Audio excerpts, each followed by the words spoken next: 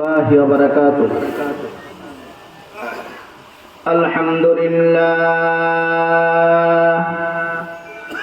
الحمد لله نحمده ونستعينه ونستغفره ونؤمن به ونتوكل عليه ونشهد أن لا إله إلا الله وحده لا شريك له ونشهد أن محمدا عبده ورسوله أما بعد فقد قال الله تعالى في كلامه المجيد أعوذ بالله من الشيطان الرجيم بسم الله الرحمن الرحيم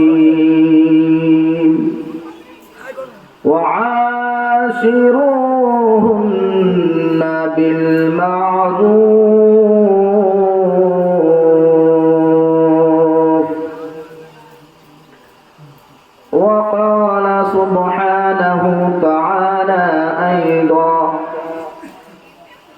وما حياة الدنيا إلا متاع الغرور قال رسول الله صلى الله عليه وسلم خير متاع الدنيا المرأة الصالحة وقال النبي صلى الله عليه وسلم الحب لله والبغض لله لا ضد ولا ند ولا حد لمولاه لا ضد ولا ند ولا حد لمولاه الآن كما كان ولم يلقى جوالا الآن كما كان ولم يلقى جوالا لا ضد ولا ند ولا عم وخالا لا هين لا صورة لا شبه لمولاه لا هين لا صورة لا شبه لمولاه मैं दुनिया में हूँ दुनिया की तलबगार नहीं हो मैं दुनिया में हूँ दुनिया की तलबगार नहीं हो बाजार से गुजरो खरीदार नहीं हो बाजार से गुजरो खरीदार नहीं हो दुनिया है मुसाफिर खाना कब्र खैर ठिकाना कोई आगे रवाना है कोई पीछे रवाना जगा जी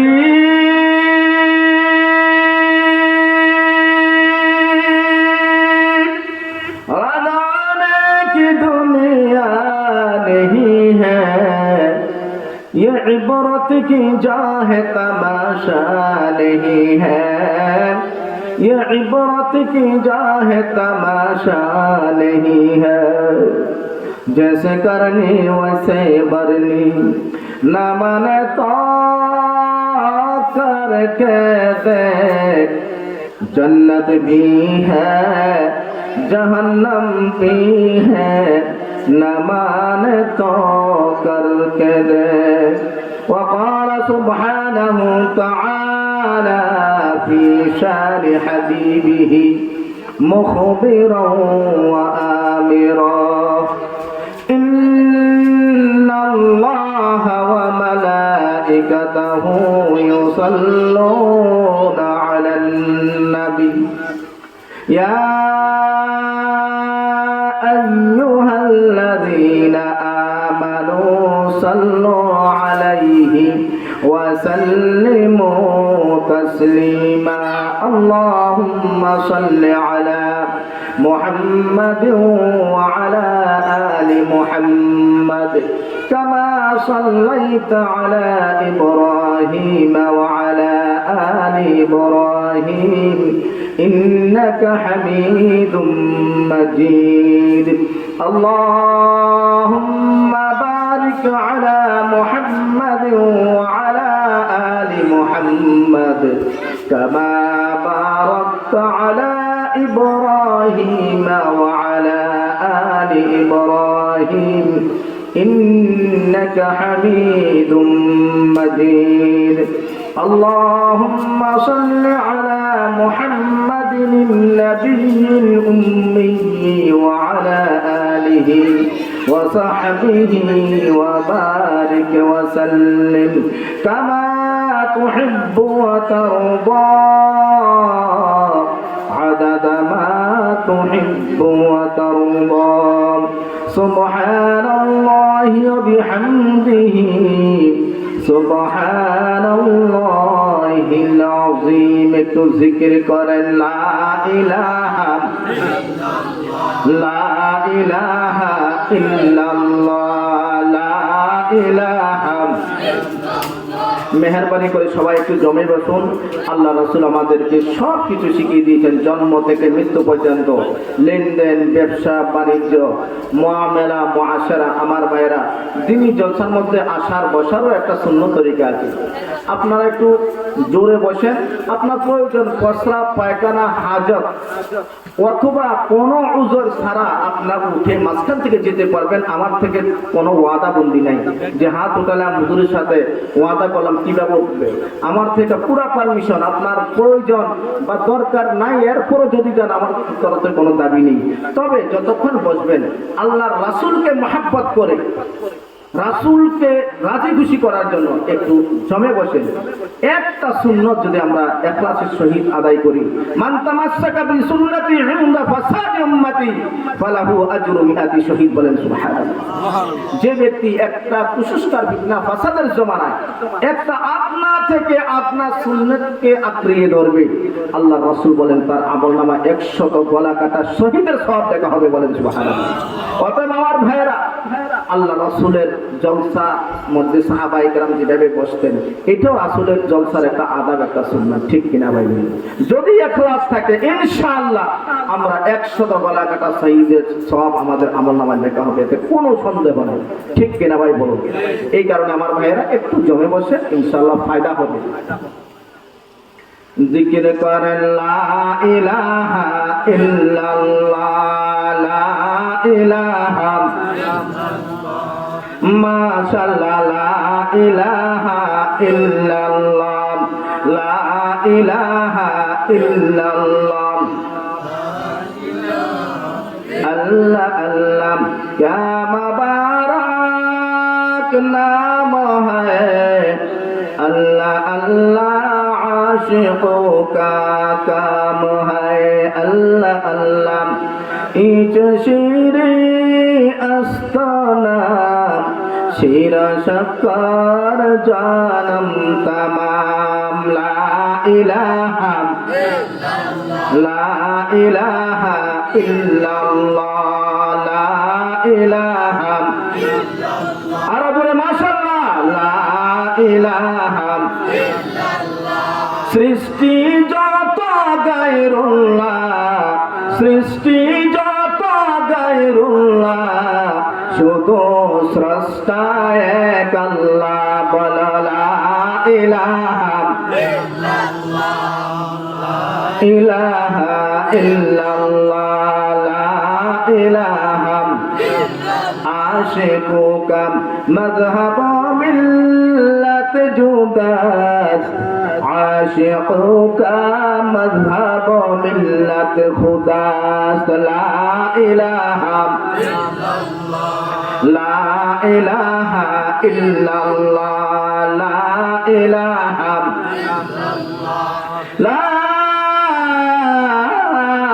ইলাহা ইল্লাল্লাহ মুহাম্মাদুর রাসূলুল্লাহ সাল্লাল্লাহু আলাইহি ওয়াসাল্লাম ইসমে জাত আল্লাহ আল্লাহ আল্লাহ আল্লাহ আল্লাহ মাশাআল্লাহ রে আল্লাহ আল্লাহ আল্লাহ আল্লাহ दिल जो खाली याद हक से आए जावा दिल जो खाली जिक्र हक से आए जावा खाना ये शैता है आए दिल पे गुमा अल्लाह अल्लाह अल्लाह माशाअल्लाह अल्लाह अल्लाह अल्लाह खेले रे आशिक प्रेमेर खेला खेल रे आशिक प्रेमेर खेला मरार आगे मरन बाला मरार आगे मरते पारले थकबे ना तोर मरन जाला अल्लाह अल्लाह अल्लाह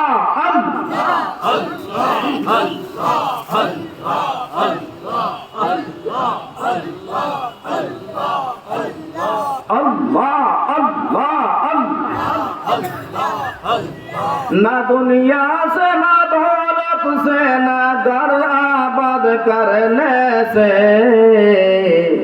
तसल्ली दिल को मिलती है जिक्र खुदा से अल्लाह अल्लाह ला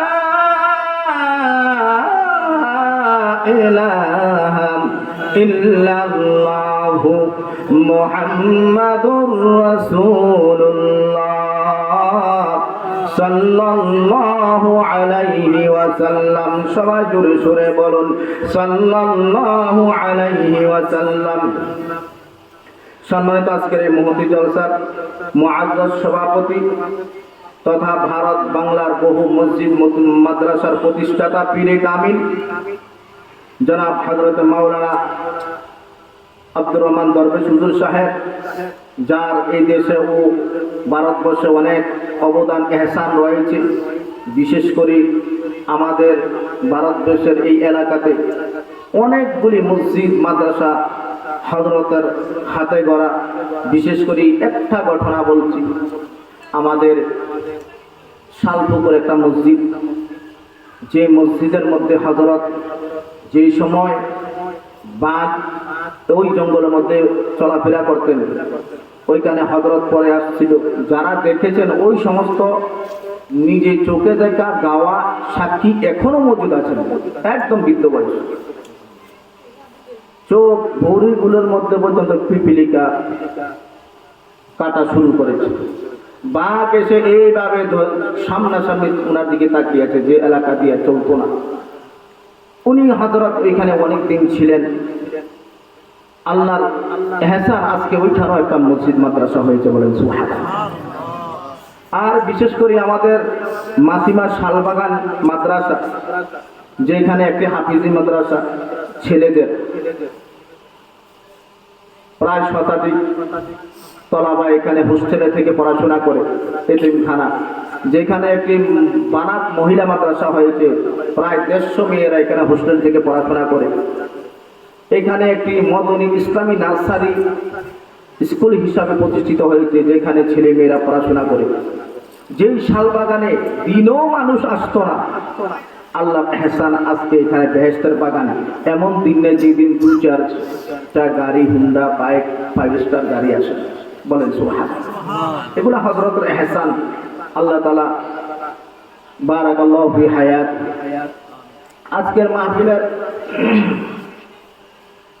বিশেষ বক্তা জনাব হযরত মাওলানা মুফতি গিয়াসউদ্দিন সাহেব, যিনি দরবেশ হুজুর সাহেবের সুযোগ্য সন্তান। আজকের মাহফিলে উপস্থিত আছেন ভারত বাংলার বিশিষ্ট ওয়াইজ, যিনি ভারতবর্ষ বারবার গিয়েছেন, জনাব হযরত মাওলানা কাজী জাকির হোসেন হেলালি সাহেব। আজকের মাহফিলে উপস্থিত আলোচনা করেছেন আমাদের অত্যন্ত মহাব্বতের মানুষ জনাব মাওলানা শফিউল্লাহ রহমানী সাহেব, হাফেজ নুরুদ্দিন সাহেব সহ দিগার উলামায়ে কেরাম, মুরব্বিয়ানে ইজাম, নওজোয়ান ভাইয়েরা, যত দূর পর্যন্ত মাইকের আওয়াজ শোনা যাচ্ছে, দল মত ধর্ম বর্ণ নির্বিশেষে তথা পাহাড়ি বাঙালি হিন্দু মুসলিম ভাই বোনদের প্রতি শ্রেণীগত শ্রদ্ধা সালাম জ্ঞাপন করে আল্লাহ পাক সুবহানাহু তাআলার দরবারে আমরা সবাই মিলে একবার প্রাণ খুলে শুকরিয়া আদায় করি যে রব্বুল আলামিন আমাদেরকে দুনিয়ার সমস্ত বেহায়া পয়সাতি কাজ থেকে বিরত রেখে বেহেশতের বাগান তথা একই যিনি জলসার মধ্যে আসার ও বসার তৌফিক দান করেছেন। আমরা প্রাণ খুলে পড়ি আলহামদুলিল্লাহ এবং কোটি কোটি দরুদ সালাম পেশ করি বিশ্বনবী সাল্লাল্লাহু আলাইহি ওয়াসাল্লামের উপরে। সবাই পড়ি সাল্লাল্লাহু আলাইহি ওয়াসাল্লাম। সম্মানিত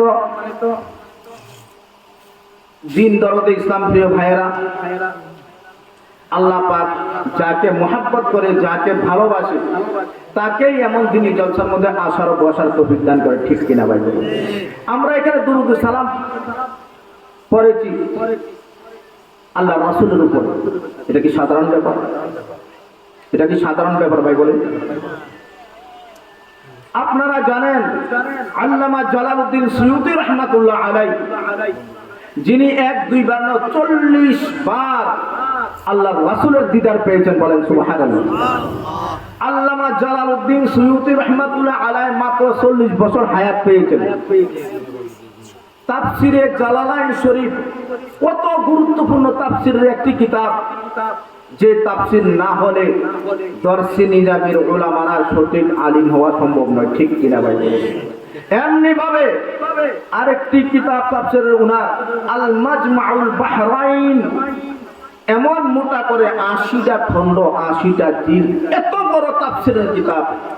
এছাড়া আরো না জানে কত, এমন কোন ফন নেই, সাবজেক্ট নেই যে সাবজেক্টের উপরে বিজ্ঞান সায়েন্সের উপরে পর্যন্ত উনি, মানতিক ফালসাফার উপরে পর্যন্ত উনি কিতাব লিখেছেন।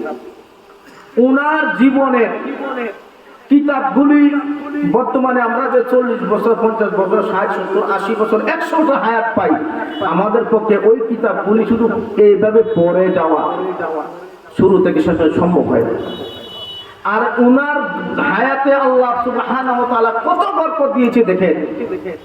উনার মাত্র 40 বছর হায়াত, এই হায়াতের মধ্যে এই সমস্ত কিতাবগুলি লিখে পেরেছে। আপনারা উলামায়ে কেরাম আছেন যারা, তারা জানবেন। আপনাদের সাধারণ একটা বই পুস্তক দেখা যায়, মনে হয় এমন ব্যাপার প্রেসের মধ্যে দিয়ে যে ছাপে বের হয়ে গেছে। না, একটা কিতাব লিখতে হবে হলে 10টা নয়, 20টা নয়, 50টা কিতাব মোতালা করতে হয়। ঠিক কিনা ভাই? এরপর একটা কিতাব হয়, এত সহজ কথা না। উনার ব্যাপারে চিন্তা করলে আমাদের মাথা কাজ করে না, হ্যাং হয়ে যায় যে উনি এই বয়সে এত কিতাব কিভাবে লেখেন। আমার ভাইয়েরা, আল্লামা জালালউদ্দিন সুয়ুতী রাহমাতুল্লাহ আলাইহি 40 বছর হায়াত পেয়েছে।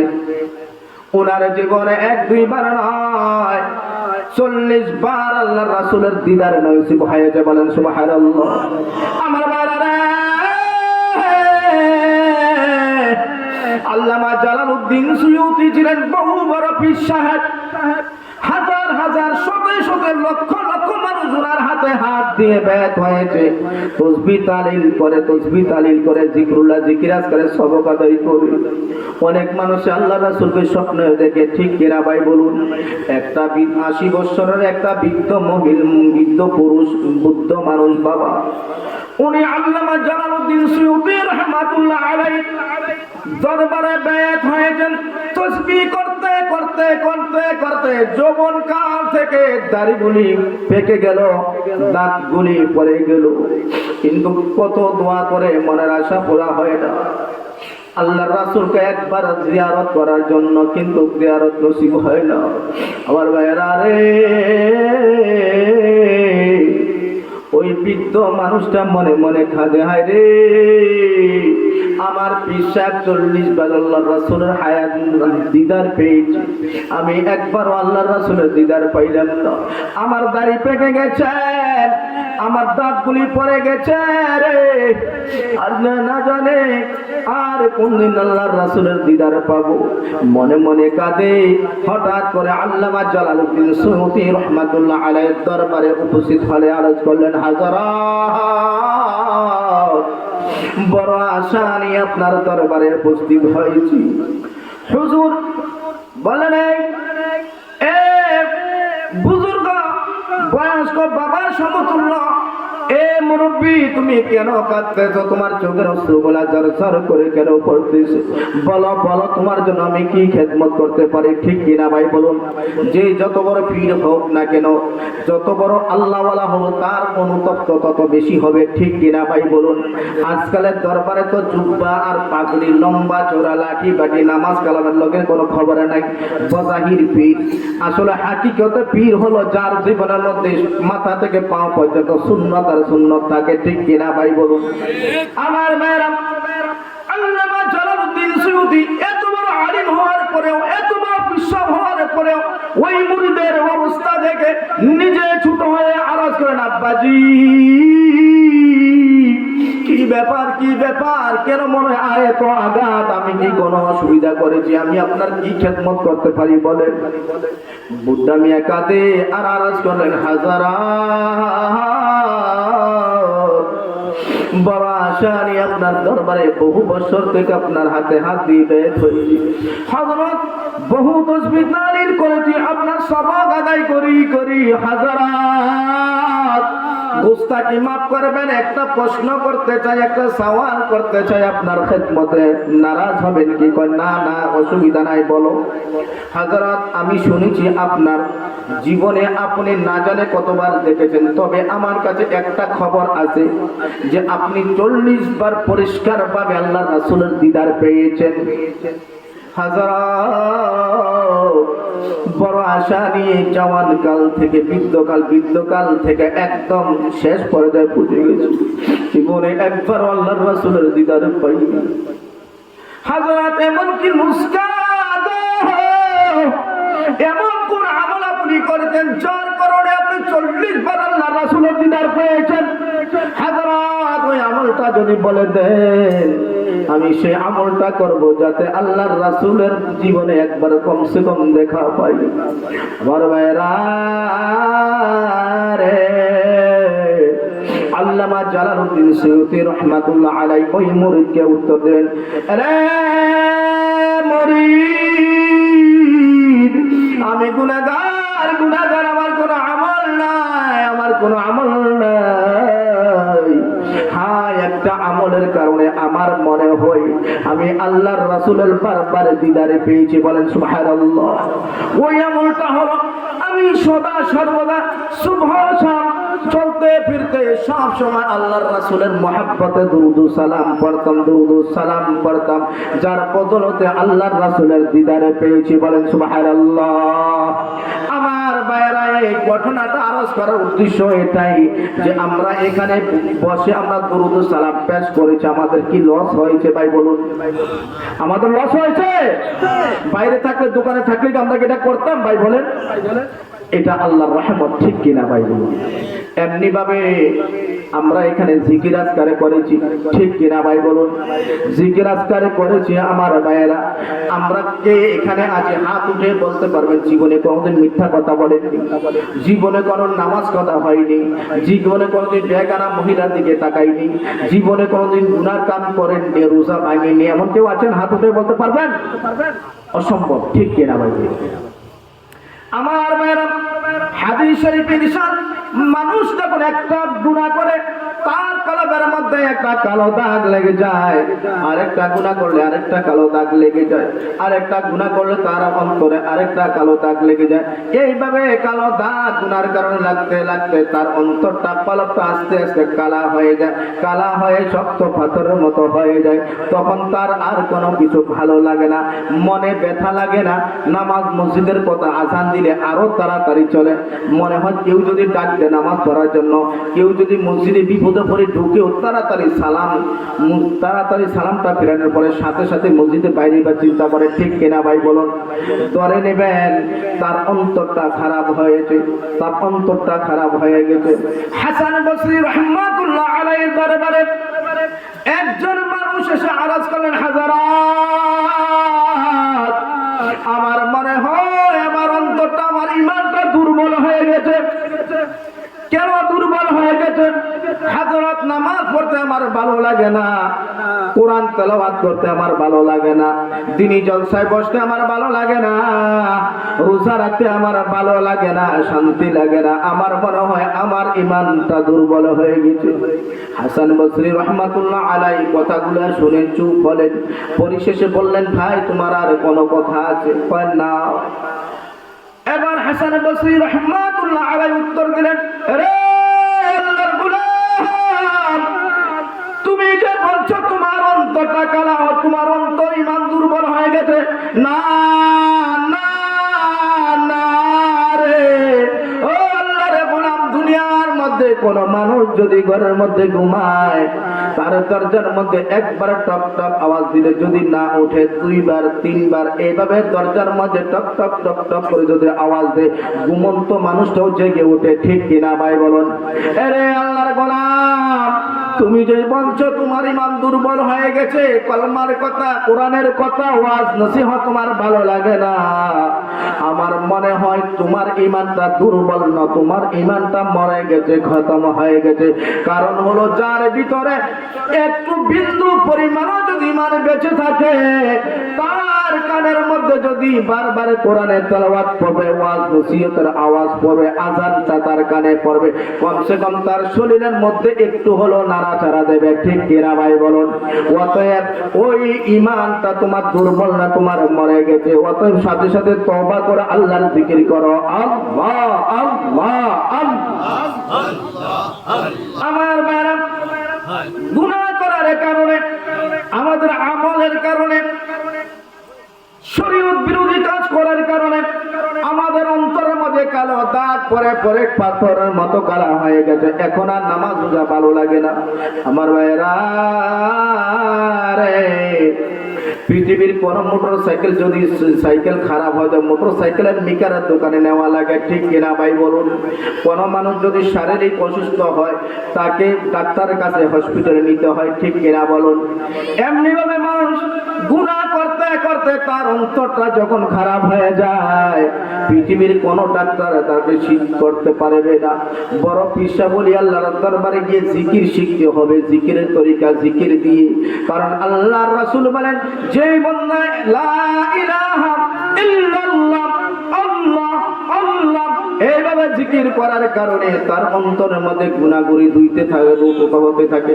আস্তে আস্তে জিকির করতে করতে তার অন্তরটা পরিষ্কার হয়।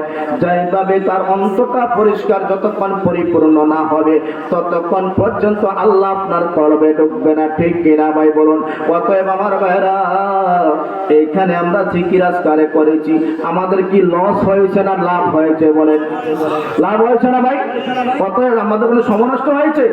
অতএব আমার ভাইরা, সদা সর্বদা দুরূদ সালাম পেশ করবেন, জিকির আজকার করবেন, অসংখ্য ফায়দা যেটা ভাবতেও পারবেন না। এমনি ভাবে খায়ের, এটা তো ছিল মুকাদ্দমা। আমার ভাইরা, আমি আল্লাহ পাকের কালামে পাক থেকে ছোট্ট একটা আয়াতের টুকরা তেলাওয়াত করেছি। সেটা হলো ওয়াশিরুহুন্না বিল মা'রুফ। আল্লাহ তাআলা সরাসরি পৃথিবীর বিশেষ করে পুরুষ জাতির কাছে সুপারিশ করতেছেন, হুকুম দিতেছেন, পৃথিবীর মানুষেরা তোমরা মহিলাদের সাথে ভালোভাবে জীবন যাপন করো, ভালো ব্যবহার করো।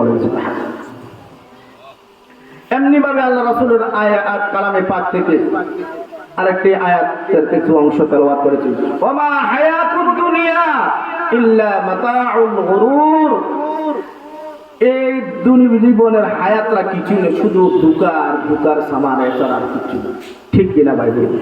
জায়গা, বাড়ি, ছেলে, বিবি, বাচ্চা, আপনি চোখ কাটছেন, কেউ যাবে আপনার সাথে? সব ফিতনা, ধোকা আর ধোকা। আপনার ছেলেতে রহমত হওয়ার আশা তো খুব কম। আপনার পরে আপনার ছেলেরা আপনার জায়গা জন্য আয়েশ আরাম করবে, এতে কোনো সন্দেহ নাই। আপনার ছেলে মেয়ে আপনি ছেড়ে যাওয়া সম্পদ ভোগ করবে 100%। আল্লাহর রাস্তায় দান করবেন, এইটা 1%, 2%, 3% হতে পারে। বাকি 96-7%, 99% আমি বলবো সে আইয়াসি আরাম দুনিয়ার তলবে খরচ করবে, এতে কোনো সন্দেহ নাই। যেটা বাস্তব দেখা যায়। ঠিক কিনা ভাই বলুন? এই দুনিয়া যার জন্য টাকা পয়সা অর্থ সব কামিয়েছেন, খুন করেছেন, মার্ডার করেছেন, আইন কাটেছেন, কিন্তু মাথার ঘাম পায়ে ফেলে জমির ব্যবস্থা করেছেন, সম্পদের ব্যবস্থা করেছেন, কত কষ্টে বিদেশের মধ্যে থেকে উত্তপ্ত রোদের মধ্যে পরে মেহনত করে একটা বিল্ডিং করে দিয়েছেন তাদের জন্য। ঠিক কিনা ভাই? পরে খবর নেওয়ার পরও দেখা যায় যে ওই আপনার টাকা ভোগ করতে আপনার স্ত্রী পরকীয়ার সাথে জড়িত হয়ে গেছে, আপনার ছেলে মেয়ে ওপেন আপনার টাকা দিয়ে সিনেমা আইস করছে, আনন্দ করছে। ঠিক কিনা ভাই? এই কারণে বলেছে ওমা হায়াতুদ দুনিয়া ইল্লা মাতাউল গুরুর। শুধু দুনিয়ার হায়াতটা হলো দুনিয়া ধোঁকা আর ধোঁকার সামান, আর কিছু। এমনি ভাবে আমি একটা হাদিস তেলাওয়াত করেছি বিশ্বনবী সাল্লাল্লাহু আলাইহি সাল্লামের অসংখ্য অগণিত হাদিসের পাঠ থেকে। খায়রু মাতাঈদ দুনিয়া আল মারআতু সালিহা। বলেন আল্লাহু আকবার। এইখানে আল্লাহ রাসূল বলেছেন খায়রু মাতাঈদ দুনিয়া আল মারআতু সালিহা। দুনিয়া কালামে পাকের আয়াতের মধ্যে কি বলা হয়েছে? এই দুনিয়া যাই তো আছে আর শুধু ধোঁকার সালাম। আল্লাহ রাসূলের হাদিসগুলা হলো বাড়তি কোনো কিছু নেই, এই সব কিছু কোরআনের ব্যাখ্যা। ঠিক কিনা? এ হাদিসের মধ্যে আল্লাহ রাসূল ইরশাদ করেন এই দুনিয়ার মধ্যে সবচেয়ে ভালো সামান, ভালো জিনিস হলো আল মারআতু সালিহা, অর্থাৎ নেককার বিবি। বলেন সুবহানাল্লাহ। সত্যিকারে যার ঘরের মধ্যে নেককার বিবি আছে সেই গাছতলাও শান্তিতে আছে। ঠিক কিনা ভাই? যার ঘরের মধ্যে মহিলা নেককার নয় তার ঘরটা 10 তলা হলো এটা জাহান্নাম হয়ে আছে। ঠিক কিনা ভাই? যেটা বাস্তব। আমার ভাইয়েরা, এই আয়াত এবং হাদিসের মাঝেই আমি 2-4টি কথা বলে ইনশাআল্লাহ আপনার থেকে দোয়া নিয়ে বিদায় নেব। প্রথম, ওয়াশিরুহুন্না বিল মা'রুফ। তোমরা মহিলাদের সাথে ভালো ব্যবহার করো, ভালোভাবে থাকো, ভালো জীবন যাপন করো। শর্টকাট তর্জমা হয়েছে। কোরআনে পাকের মধ্যে এমন প্রকাশ্য এমন কোন আয়াত নাই যে মহিলাদেরকে ডাইরেক্ট এইভাবে বলছে তোমরা পুরুষকে এইভাবে থাকো। পুরুষ জাতিকে ডাইরেক্ট হুকুম উলামায়ে কেরাম মওজুদ আছেন যেখানে আমরের সিগা ব্যবহার হয় কোরআনে পাকের মধ্যে হুকুম দিতে গিয়া সেটার উপর আমল করা ওয়াজিব, করতেই হবে। ওয়াশিরুহুন্না বিল মা'রুফ। মহিলাদের সাথে ভালোভাবে জীবন যাপন করো। বলেন সুবহানাল্লাহ। এখন এখানে মহিলা খারাপ, ভালো, উমক, সুমক, সুন্দর, কালা এই ধরনের কোনো কথা নেই। পরিষ্কার বলেছেন ভালো জীবন যাপন করো, ভালো ব্যবহার করো। অতএব প্রত্যেক পুরুষ জাতির উপরে জরুরি আমি মনে করি যে মহিলাদের সাথে ভালো ব্যবহার করো। ঠিক কিনা ভাই? এখন প্রশ্ন করতে পারেন হুজুর মহিলা ভালো হইলে না ভালো ব্যবহার করবে? ভালো যদি না হয় খারাপও তো আছে না? আপনার কথার অবাধ্য চলে, আপনার কথা মানে না, তখন কি করব? একবারেই তো হুজুর মহিলাদের পক্ষে বলছেন না, আমি মহিলাদের পক্ষে না, আমি কোরআনের পক্ষে। ঠিক কিনা ভাই? আমার ভাইয়েরা আমাকে যদি প্রশ্ন করেন হুজুর মহিলা খারাপ হলে তার সাথে কিভাবে ভালো ব্যবহার করবে, এটা কোন কথা বলছেন? আমি এই প্রশ্নের উত্তর দেব এরপরও তুমি ভালো ব্যবহার করো। কোরআনে পাকের হুকুম। ভালো ব্যবহার করলে কি লাভ কি লস, এটা একটা দৃষ্টান্ত দিয়ে আপনাদের সামনে তুলে ধরার চেষ্টা করি। আমার ভাইয়েরা, বিশ্ববিখ্যাত একজন আল্লাহর ওলি, যার নাম আবুল হাসান খরকানি রহমাতুল্লাহ আলাইহি। আবুল হাসান খরকানি রহমাতুল্লাহ আলাইহি বহু বড় একজন আল্লাহওয়ালা মানুষ ছিল, পীর সাহেব ছিল। একদিকে ওই জমানার মধ্যে বিশ্ববিখ্যাত একজন আল্লাহর ওলি ছিল, যার নাম আবুল হাসান খরকানি রহমাতুল্লাহ আলাইহি। আর ওই জমানার মধ্যে একজন ডাকাত ছিল। ওই ডাকাতের ভয়ে গ্রামের মানুষগুলা রাত্রে ঘুমাইতে পারতো না, জিনা করতো জবরদস্তি। যেই ঘরের মধ্যে মেয়ে সুন্দর থাকতো, মেয়েটাকে জোর করতো, তুলে এসে জবরদস্তি দর্শন করতো, ডাকাতি করতো, চুরি দাঁড়ি করতো, হাসনি করতো। এমন কোন গুনাহ নাই সে করতো না। নামাজ রোজা তো দূরের কথা, মসজিদের পাশে দিয়েও সে চলতো না। আমার ভাইরা রে, হঠাৎ করে ওই ডাকাতের একটা গ্রুপ থাকে, ঠিক কিনা ভাই বলুন? ওই ডাকাতের একদম খাস একজন সাথী হঠাৎ করে ইন্তেকাল হয়ে গেল। ইন্তেকাল হওয়ার পরে এবার জানাজার নামাজ, ঠিক কিনা ভাই বলুন? জানাজার জন্য তার লাশটাকে জানাজার ময়দানে উপস্থিত করা হয়। উপস্থিত করার পরে দূর দূর থেকে সমস্ত মানুষ আসে, ঠিক কিনা ভাই বলুন? আলিম উলামা আওয়াম খান সবাই জানাজার নামাজের জন্য উপস্থিত হয়েছে। জানাজার ময়দান যদিও কোনো ওয়াজের ময়দান নয়, হুকুম হলো একটা মানুষ যখন মারা যায় যত তাড়াতাড়ি সম্ভব ততই তাড়াতাড়ি তার কফন দাফনের কথা শেষ করা, ঠিক কিনা ভাই বলুন? আমার ভাইরা, ওই মানুষটাকে যখন জানাজার ময়দানে পেশ করা হয়, জানাজার সামনে দাঁড়িয়ে যেভাবে আমাদের দেশে আলিম ওলামারা একটু নসিহত করে, ভাই দেখো রে, এই মানুষের লাশটা আমাদের সামনে, সে কত বড় বাহাদুর ছিল, কত বড় তার পাওয়ার ছিল, কত বড় তার নাম ছিল, আজকে সে লাশ হয়ে গেছেন। আজকে দেখো সাধারণ ঠাটিয়ার মধ্যে তার লাশ। ও দুনিয়ার মানুষ, তওবা করে নাও, তওবা করে নাও। আমার আর আপনার মতো মানুষও একদিন এই কাফনের কাপড় পরতে হবে, এই কবরের বাসিন্দা হতে হবে, ঠিক কিনা ভাই বলুন? ও যুবকেরা, ও পর্দার মা বোনেরা গো, কান খুলে শোনো গো মা, একদিন আমাদেরকে এভাবে কাফন দাফনের সম্মুখীন হতে হবে।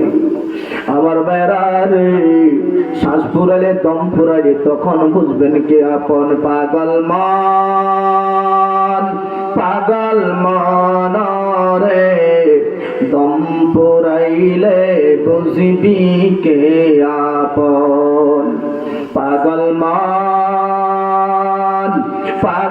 মন রে, দম পুরাইলে বুঝবি কে আপন।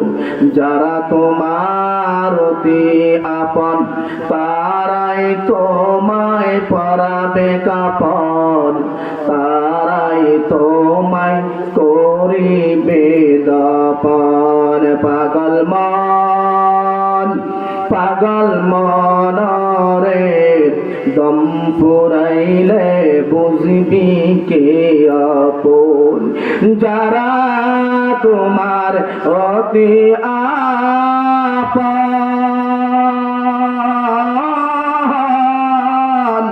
তারাই তোমায় পরাবে কাফন, ও তারাই তোমায় করিবে দাফন, ঠিক কিনা আমার ভাইরা? আমার ভাইরা, ওই ডাকাতের জানাজার সামনে যখন আলিম ওলামা নসিহত করতেছে, ওই বন্ধুর জানাজা পড়ার জন্য ওই ডাকাতের যে সর্দার কোনদিন কবরস্থানে যায় না, জানাজার নামাজও শরীক হয় না, আজকে তার বন্ধু মারা যাওয়ার কারণে ওই জানাজার মধ্যে পেছনে দিয়ে চুপচাপ দাঁড়িয়ে গেছে। আলিম ওলামার কথাগুলা